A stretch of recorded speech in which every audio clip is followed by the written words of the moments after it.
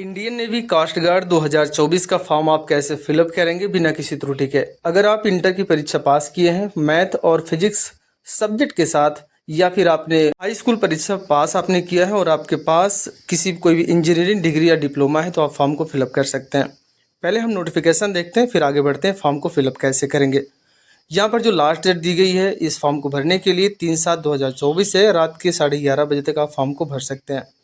वहीं पे stage first exam date सितंबर में, स्टेज सेकंड एग्ज़ाम डेट नवंबर में, और जो उसके बाद एक होता है स्टेज सेकंड एग्ज़ाम अप्रैल 2024 में होगा।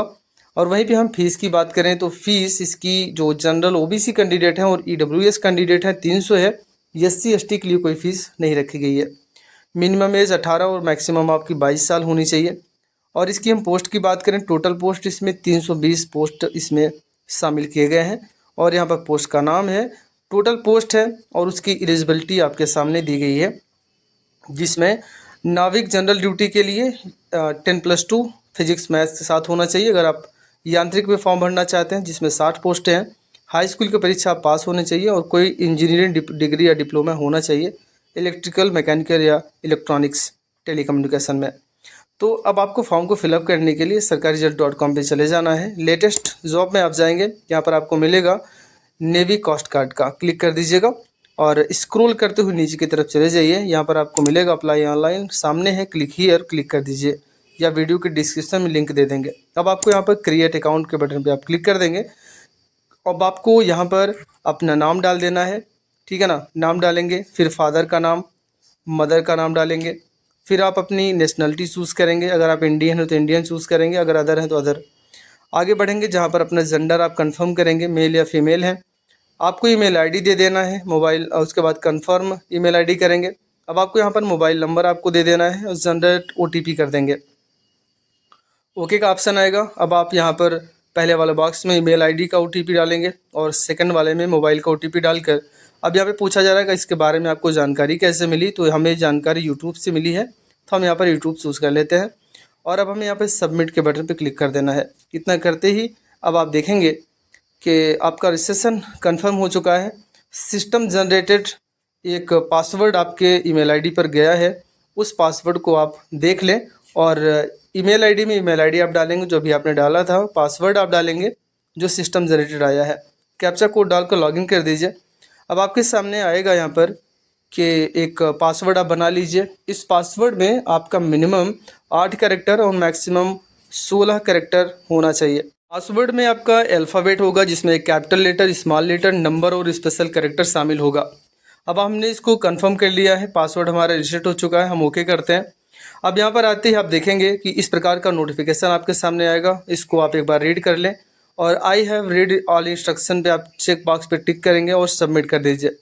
इतना करते ही अब आपके सामने आपका नाम, पिता का नाम, माता का नाम सब कुछ दिया गया है। इसमें कुछ फील्ड हैं जो रिक्वायरमेंट है आपको भरना है, जैसे कि मेल आईडी मैंडेटरी नहीं है, ऑप्शनल है। मोबाइल नंबर आपका अल्टरनेट देना चाहें तो ठीक है, ना तो छोड़ भी सकते हैं। अब आप मैरिटल स्टेटस में मैरिज अनमैरिज चूज़ करेंगे। डू हैव आधार कार्ड, अगर आपके पास आधार कार्ड है तो यस करेंगे, अगर नहीं है तो नो करेंगे। हमारे पास है इसलिए हमने यस किया। आधार नंबर डालेंगे और कंफर्म आधार नंबर करेंगे। यहाँ पर जो चेक बॉक्स दिया गया चेक बॉक्स पे टिक करेंगे। उसके बाद आपसे पूछा जा रहा है कि name as on ID card, तो आपके आधार कार्ड में जैसा नाम है वैसा डालेंगे। फिर यहाँ पर आप परमानेंट आइडेंटिफिकेशन मार्क डालेंगे, जैसे आपके बॉडी पर जैसे तिल का निशान है, कहीं कट गया था, एक ऐसा मार्क डालेंगे जो कि विजिबल हो, और 2 मार्क आपको डालने हैं अपने बॉडी के। आगे बढ़ेंगे, जहाँ पर अपनी कैटेगरी आपको चूज़ कर लेनी है। यहाँ पर ये कैंडिडेट एससी है तो हम यहाँ पर चूज़ करेंगे और ओके करेंगे। अब यहाँ पर जो आपकी एक कास्ट सर्टिफिकेट है उसको कब इशू किया गया उस डेट को डालेंगे। कैटेगरी सर्टिफिकेट वैलिडेट कब तक है, तो यहाँ पर ऑलवेज, क्योंकि उसमें लिखा नहीं गया होता कब तक वैलिड है, तो पहला ऑप्शन आप चूज़ कर लेंगे ऑलवेज वैलिड, नो वैलिडिटी यहाँ पर डेट मेंशन नहीं किया जाता है। आगे बढ़ेंगे, जहाँ पर डेट ऑफ बर्थ आप डालेंगे हाई स्कूल मार्कशीट के अनुसार, और proof of date of birth में आप 10th की मार्कशीट आप चूज़ कर लेंगे। अब इनको आप छोड़ दीजिए। आगे बढ़ेंगे, यहाँ पर सेलेक्ट एम्प्लॉय टाइप में अनएम्प्लॉयड आप चूज़ करेंगे और आगे बढ़ जाइए।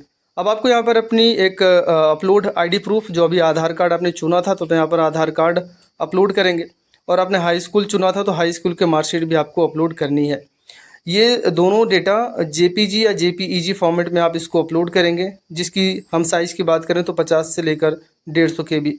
आप ध्यान रखेंगे यहाँ पर कहा गया है कि आप जो डेटा अपलोड करेंगे ओरिजिनल डॉक्यूमेंट होना चाहिए, फ़ोटो कॉपी नहीं चलेगी, चाहे वो सेल्फ अटेस्टेड ही क्यों ना हो। इस बात का आप विशेष ध्यान रखेंगे। ओरिजिनल कॉपी स्कैन करके आप उसको अपलोड करेंगे। तो हमने इस प्रकार से अपलोड कर दिया आधार कार्ड को, उसी प्रकार से हम यहाँ पर हाई स्कूल के मार्कशीट को भी आपको अपलोड कर दिया हमने। आगे बढ़ेंगे, जहाँ पर सेव का ऑप्शन दिया गया है, सेव करेंगे और डेटा मेरा सेव हो चुका है, हम ओके करेंगे। अब यहाँ पर पूछा जा रहा है दोनों पोस्ट आई हैं, तो आप नाविक का भरना चाहते हैं जीडी का या फिर यांत्रिक का भरना चाहते हैं। अगर अभी हमने आपसे बात किया नोटिफिकेशन में, अगर आप इंटर की परीक्षा पास हैं फिजिक्स मैथ्स के साथ तो आप नाविक भर सकते हैं। अगर आप हाई स्कूल परीक्षा पास हैं तो उसके लिए आप जानते ही हैं। हमने चूज़ किया और हम सेव करेंगे और ओके कर देंगे। इतना करते ही आप देखेंगे अब यहाँ पर आपकी हाई स्कूल की डिटेल आपसे मांगी जा रही है, जिसमें मांगा जा रहा है कि क्या आप पास हो चुके हैं, do you pass in class 10, तो आप यस करेंगे। अब यहाँ पर अपने बोर्ड का नाम, जैसे जो यूपी बोर्ड वाले बच्चे हैं वो यूपी लिखेंगे तो आपका सामने इस प्रकार से आ जाएगा, UP board high school intermediate examination. Click करेंगे, सर्टिफिकेट नंबर डालेंगे, हाई स्कूल मार्कशीट में लिखा गया है। उसके बाद यहाँ पर परसेंटेज है कि सीजीपीए है तो क्या है, तो कैंडिडेट का परसेंटेज है, हम इसमें क्लिक करते हैं। कब आपने पास किया है ईयर चूज़ करेंगे। क्या आपके पास कोई एडिशनल मार्कशीट है तो आप इसमें नो कर देंगे। आगे बढ़ेंगे, do you have the subject, यानी पूछा जा रहा है कि आपकी जो हाई स्कूल में आपने पास किया था टोटल कितने सब्जेक्ट थे। तो हाई स्कूल में हमारे 6 सब्जेक्ट होते हैं, मैं यूपी बोर्ड की बात कर रहा हूँ, ठीक है ना। तो 6 सब्जेक्ट हो तो यहाँ पर हम लिखेंगे 6, ठीक है ना। 6 लिखने के बाद आप नीचे देखेंगे ऐड सब्जेक्ट लिखा गया है, आप थोड़ा सा वेट कीजिए। चलिए हमने यहाँ पर 6 डाल दिया। आगे बढ़िएगा, जहाँ पर है आपका ऐड सब्जेक्ट का ऑप्शन दिया गया है। तो आपके हाई स्कूल में जितने भी सब्जेक्ट हैं तो आप देखें मार्कशीट में लिखा गया है ना, तो यहाँ पर आपको डालना होगा। जैसे हिंदी है, हिंदी कितना मार्क आपने पाया वो मैक्सिमम मार्क, इस प्रकार से भर देंगे। जैसे यहाँ पर हिंदी डाला तो नीचे ऑप्शन आ रहा है, उस पर चूज़ करना होगा आपको। चूज़ करेंगे कितना नंबर आपने पाया हाई स्कूल में, यानी हिंदी में कितना पाया वो डालेंगे, मैक्सिमम तो 100 होता ही है। इसी प्रकार से सभी सब्जेक्ट को आप चूज़ करके यहाँ पर आप कंफर्म कर लीजिए। आपको इसे सेव कर देना है। जैसे आप सेव करेंगे तो आपका हाई स्कूल का डेटा सेव हो जाएगा। उसी प्रकार से इंटर का भी डेटा आपको दिया गया है, बगल में 10th क्वालिफिकेशन डिटेल आपको दी गई है। जिस प्रकार से आपने हाई स्कूल का डेटा दिया है उसी प्रकार से आप इंटर क्वालिफिकेशन डिटेल पे क्लिक करेंगे तो आपको वही सेम कंडीशन, आप पास हैं तो यस करेंगे। उसके बाद कौन सा बोर्ड है वो, इसी प्रकार से जैसे अपने हाई स्कूल का डेटा आपने फिल किया हुआ है सब्जेक्ट के साथ, उसी प्रकार से इसको भी आप फिल कर देंगे। हम आगे बढ़ते हैं, जहाँ पर यहाँ फिजिक्स और मैथ ऑलरेडी दिया गया है तो वही सेम कंडीशन कि कितना आपने मैथ में पाया है, फिजिक्स में पाया, सब डेटा भर कर हम इसको सेव करते हैं। अब यहाँ पर हमें अपना एड्रेस दे देना है। एड्रेस में अपने गांव का नाम या फिर शहर से हैं तो शहर का डिटेल आप फिल करेंगे। आगे बढ़ेंगे, जहाँ पर स्टेट, डिस्ट्रिक्ट, सब डिस्ट्रिक्ट और अपना एरिया का पिन कोड और पोस्ट ऑफिस को आपको यहाँ पर मैनुअली टाइप करना होगा। एड्रेस तो भरना आपको बढ़िया से आता ही होगा। अगर कोई दिक्कत हो रही तो मुझे आप बता सकते हैं। इतना करने के बाद यहाँ पर जो चेक बॉक्स दिया गया है तो आप टिक करेंगे, ताकि ऊपर का जो डेटा फिल आपने किया है दोबारा से आपको फिल करने की ज़रूरत ना पड़े। इस प्रकार से आप फिल करेंगे। यहाँ पर डोमिसाइल डिटेल में आप आएंगे, आपसे आपका पूछा जा रहा है कि आप किस स्टेट के रहने वाले हैं। यहाँ पर एक ऑप्शन है नॉर्थ जोन में, कह रहा है आप आने वाले हैं, तो यहाँ पर आप ओके कर देंगे। आगे बढ़ेंगे, जहाँ अपना डिस्ट्रिक्ट आप चूज़ करेंगे। डोमिसाइल सर्टिफिकेट नंबर आपको डालना होगा, जो निवास प्रमाण पत्र संख्या होता है उसको डालेंगे। आगे बढ़ेंगे, जहाँ पर अपना सर्टिफिकेट का इशू किया गया था वो डालेंगे और अपलोड कर देंगे इसको। अब इतना करने के बाद आप सेव करेंगे, आगे आ जाएंगे, जहाँ पर एडिशनल पर्सनल डिटेल मांगा जा रहा है, ठीक है ना। जितने भी डेटा यहाँ पर अब दिए गए हैं उन सब पे आप ध्यान रखेंगे कि इनमें आपको नो करना है, ठीक है ना। आप इस पर नो कर दीजिए, इसमें भी आप नो कर दीजिए। क्रिमिनल प्रोसीडिंग में, क्योंकि आपके पास कोई क्रिमिनल रिकॉर्ड नहीं होना चाहिए, इसलिए सब पर आप नो करते हुए चले जाइए, ठीक है ना। अब यहाँ पर देख conducted by the code of India, नहीं, कोई भी कंडक्टेड नहीं है, इसलिए आप इसमें भी आप नो करेंगे। जितने भी ऑप्शन आपको दिखाई दे रहे हैं सब में आप नो करते हुए चले जाइए। आगे बढ़िएगा, जहाँ पर डिबार्ड बाय यानी गवर्नमेंट एजेंसी, नहीं, ऐसा नहीं है, हम इसको सबमिट करते हैं और ओके करते हैं। ओके करने के बाद आपको देखिए, आपको एक फ़ोटो, सिग्नेचर और आपको थंब अपलोड करना है। मैं आपको फ़ोटो अपलोड करने का तरीका बता रहा हूँ, वही तरीका आप सिग्नेचर अपलोड करने में और थंब अपलोड करने में अपनाएंगे। सही तरीके से फ़ोटो अपलोड करने के जहाँ पर नोट लिखा गया क्लिक हियर पे क्लिक करेंगे तो आपके सामने पूरा प्रीव्यू आएगा किस प्रकार की फ़ोटो अपलोड करनी है। अब यहाँ पर देखो जो फ़ोटो होगी बैकग्राउंड वाइट होना चाहिए, आपके हाथ में एक स्लेट होना चाहिए जिस स्लेट में आपका नाम लिखा होगा और डेट ऑफ फ़ोटो लिखी होगी, जिस प्रकार से आपके सामने दिखाई दे रहा है एक्सेप्टेबल फ़ोटोग्राफ में। तो ऐसी ही फ़ोटो आपको अपलोड करनी है और दूसरे तरीके की कोई भी फ़ोटो अपलोड नहीं करनी। ना तो कोई आपको चश्मा पहनना है, ना तो और किसी प्रकार की टोपी पहननी है, उल्टा सीधा फ़ोटो नहीं खींचना है। अब यहाँ पर देखिए फ़ोटो ये यानी कि जो फाइल का नाम होगा, जो फ़ोटो नाम होगा तो पासपोर्ट फ़ोटोग्राफी होना चाहिए। और ये 10 केबी से लेकर 100 केबी के बीच में आपकी फ़ोटो होगी तो बड़ी आसानी के साथ अपलोड कर पाएंगे। अब आपको ये प्रॉब्लम आ रही है ना, तो इसमें एक काम करिए फ़ोटो अपलोड करने में, जो पासपोर्ट फ़ोटोग्राफी का इसको सिलेक्ट करिए, राइट क्लिक करके कॉपी कर लीजिए। आप इसको क्लोज़ कर दीजिए। क्लोज़ करते ही अब देखें जहाँ पर आपकी फ़ोटो रखी गई है उस फ़ोटो को आप बदल दीजिए नाम उसका। यहाँ पे जाइए F2 प्रेस करिए कीबोर्ड से और कंट्रोल V कर दीजिए। इस प्रकार से आप फ़ोटो को रीनेम करके आप इंटर करेंगे और अब आप इसको ओपन करेंगे तो बड़ी आसानी के साथ आपकी फ़ोटो अपलोड हो जाएगी, ठीक है ना। और यही प्रक्रिया अब देखिए इसमें कंटिन्यू टू इमेज करेक्शन करेंगे, आगे बढ़ जाएंगे। अब आपको सिर्फ यहाँ पर प्रीव्यू करना है, स्क्रॉल करके नीचे जाइए, प्रीव्यू इमेज करिए और आप इसको सबमिट कर दीजिए। वो यही सेम प्रक्रिया आप अपनी सिग्नेचर अपलोड करने में करेंगे, उसको चूज़ करेंगे, एरर आ रही है तो उस नाम को कॉपी करेंगे और अपने सिग्नेचर का नाम वही रख देंगे जो भी रीनेम किया हुआ था। इस प्रकार से हम इसको सेव करते हैं सब कुछ अपलोड करने के बाद। अब यहाँ पर हमें एक लाइव कैमरे में एक फ़ोटो भी अपलोड करनी होगी कैंडिडेट का। कैसे अपलोड करना है उसका बिल्कुल सही तरीका हम आपको बता रहे हैं। अब आपको करना क्या है, यहाँ पर ध्यान रखेंगे कि जब आप कैमरे के सामने होंगे तो आपकी जो चेहरा है वो एक फ्रेम होगा, उस फ्रेम में आएगा तो वो ग्रीन हो जाएगा। ग्रीन होने के बाद आप क्या करेंगे, अपनी पलकों को झपकाएंगे तो वो ऑटोमेटिक कैप्चर कर लेगा, आपको कैप्चर करने की ज़रूरत नहीं पड़ेगी। चलिए कैसे करेंगे वो दिखाते हैं हम आपको। अब आपको यहाँ पर स्टार्ट कैमरा करना है, अलाउ कर देना है अपने कैमरे को और कैमरा आपका हो जाएगा स्टार्ट, ठीक है ना। अब आप इस प्रकार से, अभी देखो रेड हो रहा है ना, अभी रेड रेड दिखाई दे रहा है आपको, तो अपने चेहरे को कैमरे के नज़दीक धीरे धीरे ला देना है।